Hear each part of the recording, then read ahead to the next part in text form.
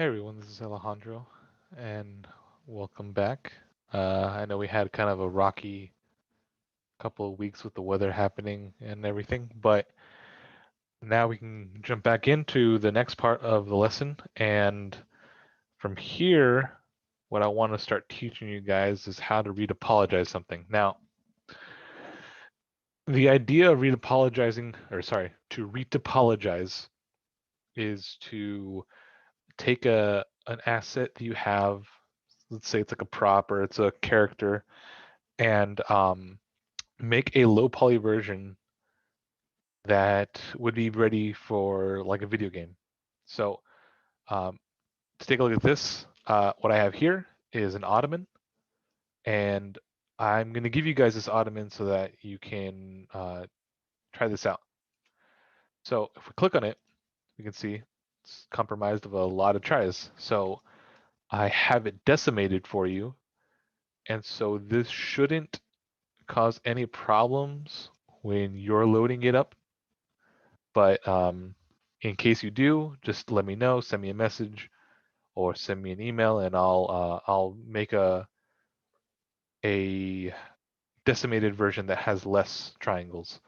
So what we're gonna do is essentially we're going to make this ottoman become a magnet so that whatever we put on it will attach to it. So this is gonna be kind of like the normal standard way to retopologize in Maya. I know there are other programs out there like Topogun and I mean probably like Max and Blender, but for this case, what we're going to be using is just solely Maya. So to get started, we're going to come up here and we're going to go to the icons with the magnets. Now on the little box next to the magnets, it says no live surface. So this is going to be kind of the indication, or it's going to show what will be quote unquote live. When you make something live, you can't select it. It's in space, but it's only there for, well, I guess kind of just for you to see what it is you're going to be wrapping your meshes around. So to get started, I'm going to select the mesh and I'm going to come to this magnet right here. And this one is the make select object live. If you don't know what any of these do or what they say, um, there's a little description down here right below this script bar, and see displays short help tips for tools and selections. So if you're never really sure, just hover over something and then look down there, and then when I click this, boom, it says the ottoman is live. So just make sure you name your asset or your prop or your mesh before you do it, because you might be confused if, like you said, you had like 5 ottomans and ottoman 001. Well, is that 0001 or 00001? So it could be confusing. Make sure you name your stuff. So now I try to select it, nothing happens. So our object's live. From here, we can now just start adding stuff. So we can start with making a square and putting it in. That doesn't really do anything. It's snapping around. If you notice, drag your mesh or you drag your mesh around, and it's snapping, but it's not snapping the way we want it to. So a better way to do this is to delete this, and then in the modeling toolbox toolkit, sorry, I like calling it toolbox. I'm gonna go to this one box that says quad draw. So I'm gonna click it, and now I'm gonna be in quad draw. So what I can do now is I can just start drawing on my mesh. And so to do that, you just start clicking with your left mouse button. So right there, and I'm just gonna make points to make a square. And when you're ready to make a plane or like a square for this example, I'm just gonna hold Shift and it shows you a highlighted plane. Click it and you've made your first plane. on your object. And if you look, it's snapping as best as it can, at least, to what it is you're going to retopologize. So if you don't like really like how it looks, maybe you were off a little bit, you can just drag it and it's going to stay snapping onto the piece that you have. So, maybe there's good, call it a day. And then you can add a loop if you wanted to by holding Control, and you can select which side you want. Say we do this, and now it has a bit more definition. Notice how it's starting to bend outward to get a better shape. The more you add, the more defined it's going to get. See, now if we just add one right here, there you go. It's a lot more defined and closer to the shape that we have, but we're not using, how many tries is this ottoman? Like, I think almost 100,000 tries. So we're doing all this just so we can have an easier mesh to work with when we start putting it in a video game engine, or just to show off for our portfolio. But we're getting ahead of ourselves because the thing we don't want to do is zoom in, say like all the way right here, and try to get all that detail like so, because that's gonna be taking a long time to get it to look good. So don't do this. You're gonna spend plenty of hours just trying to get this to look nice and uniform. And yes, it'll be clean, but as we've talked about before with modeling, half the time you're not even going to be looking that close. At best, you'll be seeing it from here, and there's no point in making all that tiny detail. So I'm just going to back up really quick, and I'm going to kind of go back to our first plane. Right, so here we are. Not the best, but this is where we start. So I can start making points right here, and the idea behind quad draw is anytime you hold shift, it'll try to select the closest 4 points to make a face. And you can literally drag this all the way over here. It snaps to the thing, so this is actually not that bad. It's aligned pretty well. And you can drag this out, maybe put that there. Let's say we hold Control, and put one right there, and one right there, just for good measure. So we can keep doing that. Another way of making faces, if you hold Tab, you can see it gives you a little option that says Extrude. So if you click the left mouse button and drag it along, you notice it drags a face. Though there is no outline, it's going to show up once you're done and you make another face. So there you go. See, not too bad. Just don't freak out. It'll be fine. And in case you guys didn't know, you have a area in the modeling toolkit that shows you all the keys that you can use while you're in QuadDraw. So before we get back into the retopologizing, I'm just going to come over here to the modeling toolkit and scroll down.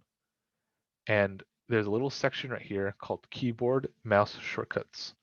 If you click on here, and please look at this because there's a lot of things on here that I won't have time to go over. I mean, if I were to, we'd be here for hours. So just look. It gives you a quick thing on what you can do. So like we said before, left mouse button, click to drop dots. You can tweak them, etc. Oh, the tab, as we discussed. So another thing you can do is, and I'm done with this now. We're going to move back onto the retopoing. I'm just going to add 2 cuts right here. So We did talk about using tab to make an extrusion like so, but if you're like me and you don't want to spend time doing all that all over this thing, you can just hold tab, but this time hold the middle mouse button. So if you hold the middle mouse button, it's going to select the edge loop of, well, this edge right here. So what was these three faces? Technically, this loop is being selected. So, there you go. Now, just be careful with that type of, I want to say retopologizing, because you can run into issues, especially if you get corners like this right here. Well, actually, it's not that bad. See, like that? Like, we don't necessarily want this one to be in the selection. And from my understanding, it's not really that advanced enough to kind of just say, hey, from here to here, only extrude. So if we were to extrude these, it picks those up as well. So it's not horrible, but you will have to do some cleanup. So just keep that in mind. And as it stands, there's not really going to be a way to avoid it. You will have to run into that eventually because, once you get this side done and you get this side done and the top done and the bottom done, you still have these areas and you're not going to be able to use the loop extrusion like so. So just a quick thing. I'm just going to go back to what I had. And honestly, the reason why I'm going back is just so I can show you guys. So the way you want to go about this is doing all the big detail first and then going in and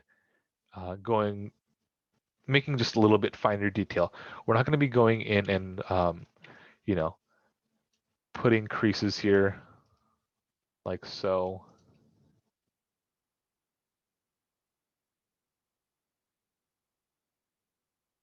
Like that. That's not what I'm talking about. That would be if I'm trying to make like a medium resolution object, and I mean at that point I would probably just have a auto retopo option or something, probably something in Maya or ZBrush. So um, for this case, what I'm going to do is I'm just going to make my big shapes. And so I'll start with this side of the ottoman, and I'm just going to hold tab, middle mouse, and drag this edge all the way down here to the very end. And you might be thinking, Alex, you're kind of crazy with that. And you might be right. But it'll be easier. I'm going to be saving a lot more time instead of having to make an extrusion every single time, every single way. And to be honest, I could just do this as well. Just drag that over there. See, I had that right there. I'll probably do the same right here, actually. Drag that there. And the way you want to look at this is setting up where you're going to have your retopology. So yes, that's flat. And of course, that's not what the ottoman looks like. But once I start adding things like, for example, I put control a loop right here, bam, it welds to the ottoman because it's a live surface how we have it set. If I were to take this off, make live is disabled, I can still make things, but it's not working. At least it's not working the way it should. See? So it's always a good idea. Just make sure that you have this set to live, and your life will be a lot easier. Believe me, it will. Um, so we can just start doing that. See? And already it's looking a lot better. But that's because we made that initial extrusion. And the make live, like the whole snapping to the object is going to do all the work for us. We don't have to work that hard. If you ever wanted to delete an edge or a face or something, if you hold Shift and Control, I just want to make sure, I thought I was holding Alt, Control, you will see a yellow line and an X next to the arrow. So just click it, and there you go. Your whatever you selected gets deleted. Also, if you have, like, let's say, you know, one too many edges, and they're all looking a little uniform, you want it to look a little more, how do I want to say, organic, you can hold Shift, and you can start relaxing your edges. And if you wanted to, like, do a group of them instead of one at a time, soft selection also works in the quad draw form or quad draw tool. So just press B, and just like with the regular soft selection, you get a couple of vertices from yellow to red to black. Hold B and middle mouse drag to increase the influence, decrease the influence, and just there you go. Now you got your soft select. Does a pretty good job. It's not too bad. So yeah, just two things, two really quick things. I just wanted to show you guys. So there we go, right? It's not too bad. Sure, it looks like a N64 box, but that's the point. I'm just gonna extrude, middle mouse down here, extrude this way, and as you can see, the extrusion isn't really catching my vertices as I wanted it to. So we'll fix that in a second. I'm just gonna make my initial spots, and then I'll worry about making the edge loops later. So right above quad draw, we have target weld. So what I'm gonna do is, well, man, it's really hard to see. All right, hold on. I am going to just make this an X-ray. There you go. So now I can see my my pieces. I'm just gonna drag the vertices and just connect what I have. So is that right? Huh, I don't know. I thought it grabbed one of the vertices up here for whatever reason. So there you go. Now we have our mesh. Uh, it'll be a good idea to switch between X-ray and not X-ray, so you can see what you're working with. Obviously, even with this, you can see through your object and everything, but just choose between what you have. It'll help out. So there we go. We have our edges. I'm just gonna line these up. I mean, let it make sense how you want it to. I'm doing this because I feel like that makes sense, putting it at the seam. Clearly, though, it's not really at the seam, but Maya's trying its best. So if you liked it where it was before, you know, closer but not at the seam, do you? So as you can see, now we have our box. And what the heck? Close this box out while we're at it. Oh, there we go.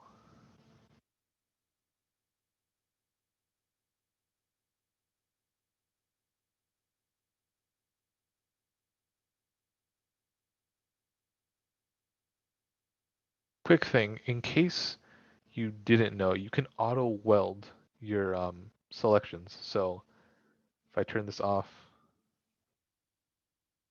I move this around, it doesn't do anything. But if I auto weld, it'll take the points that I have and it'll weld it. So you don't have to use the target weld itself, but in case you didn't know, now you have two ways.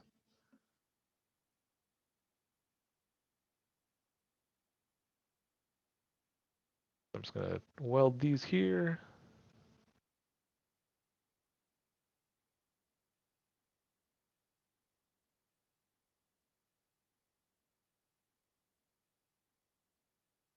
Weld there. Weld there. Sweet. So I've made my ottoman. Very low poly ottoman, but I've made my ottoman. And what the heck, I'll just start making this right now while I'm at it.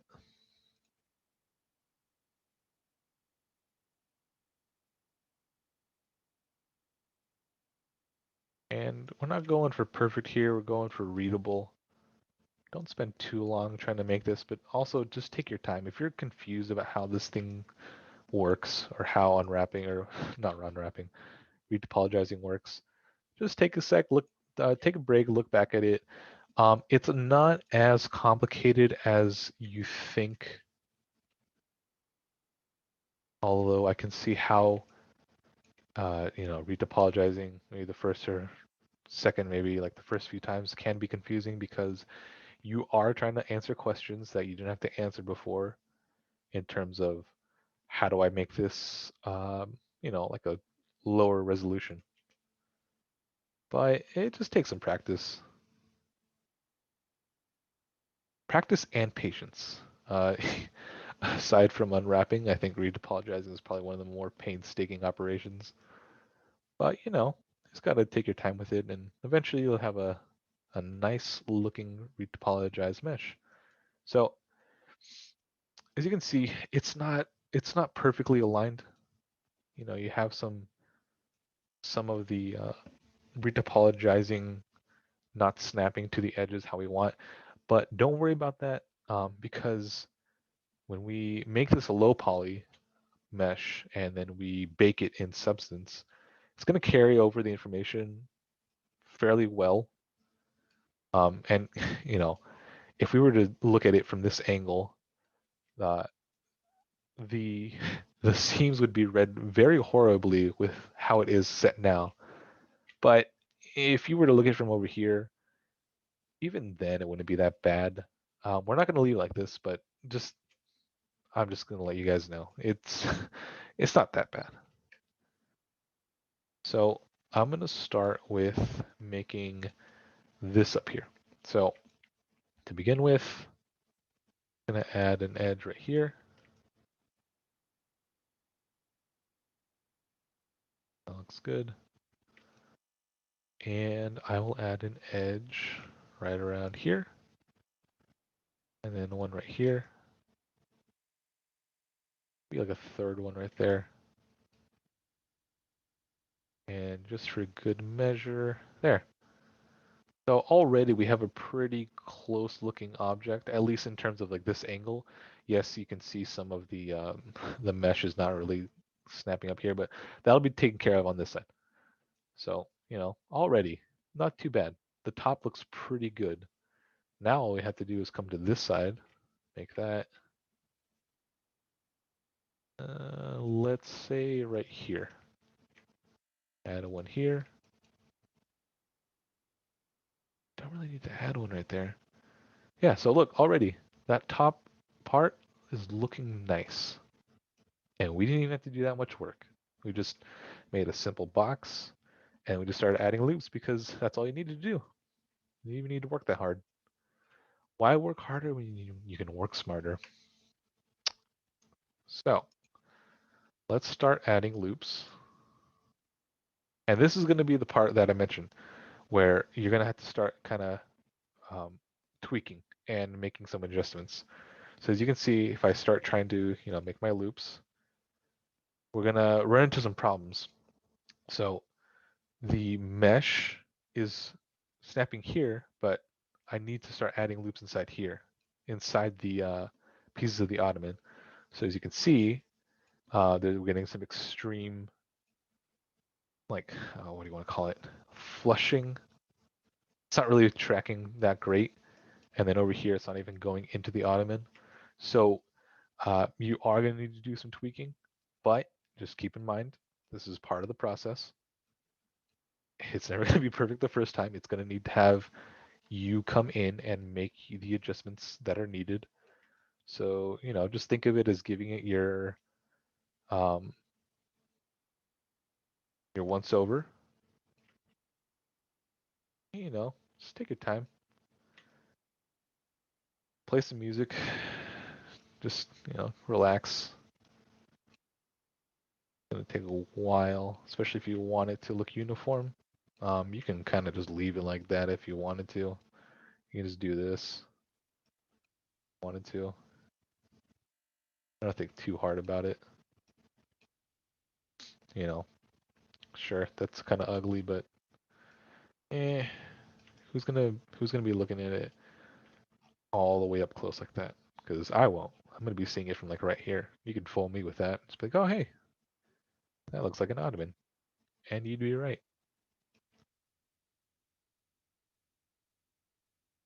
See, and we didn't have to work that hard. At least I don't think we did. So there you go. Um, I mean, this is honestly, this is honestly the lesson. Um, if you guys need help with what what to do and how to go about it, feel free to message me. But this is really it. There's there's not much magic to it. It's almost all really just work, um, and a lot of patience. Just keep that in mind. It's going to take some getting used to, but it shouldn't be impossible for you guys. You guys have shown me what you can do, and this shouldn't be this should be the least of your worries. Just remember, just take your time with it. It's no rush. Even this is good, to be honest, because when it's baked, it's going to, from this angle, show me the inside, and I'll only be able to really notice once I start looking at it from this angle. But, say this is in the game, you'll never really be seeing it from that angle, you know, um, probably seeing it from like up here, where you'll never be able to even look at that angle. So I would honestly say go for this right there instead of trying to be really accurate getting it in the inside. It really depends on what it is you're doing and what it's meant for. So this kind of detail right here, if I were to make this like a portfolio piece where I want people to see the furniture, then yes, this makes sense. It makes sense to come in here, put in the time, you know, make that look good. Maybe add another, right, another edge loop. But if you're just making it for a game, I would honestly say just keep it simple like this. If you really, really wanted to add one inside so you can get that extra detail, but I mean, you're trying to make this with the least amount of polys. So why bother?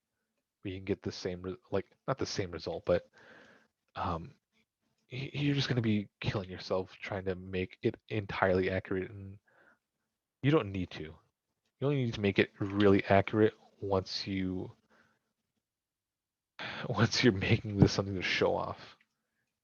And if it's gonna be just a prop, or I mean even like a weapon, um, you don't have to make it that detailed. You just need what is needed for the baking, and then you'll just let the textures do the rest. So you might run into a problem like this right here. Just keep in mind it's gonna it's gonna take a bit to get it to look right. And you might have something wonky like that too, but yeah, it's fine.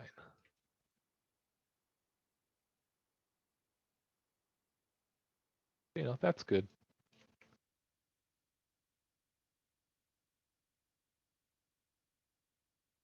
I'm already starting to add way too many loops. Um, so there you go. Pretty much did our retopologizing of this. It's not too crazy. If you want to go extra and I don't know, say retopologize a hand or an arm or a person, you don't need to. But if this seems really simple to you or really easy to you, then if you can do it in the amount of time this assignment is due, then feel free. I won't force you to. It's not gonna increase your grade. But you know, if you already kind of know how to do this thing, then go ahead. Um, there you go. So this is pretty much the retopologizing. Uh, don't really need to do these if you don't have to. We can just basically make this one, and then when we bake it, we just have the texture set on this thing, and then we just copy it to these, and then that would be it. But yeah, hope you guys learned something. This was honestly really tedious, but I find it pretty fun. If you guys have any questions, you know where to find me. Just message me. Um, I'll be able to talk to you guys pretty much all this week. So just let me know, and I'll see you guys later. Bye.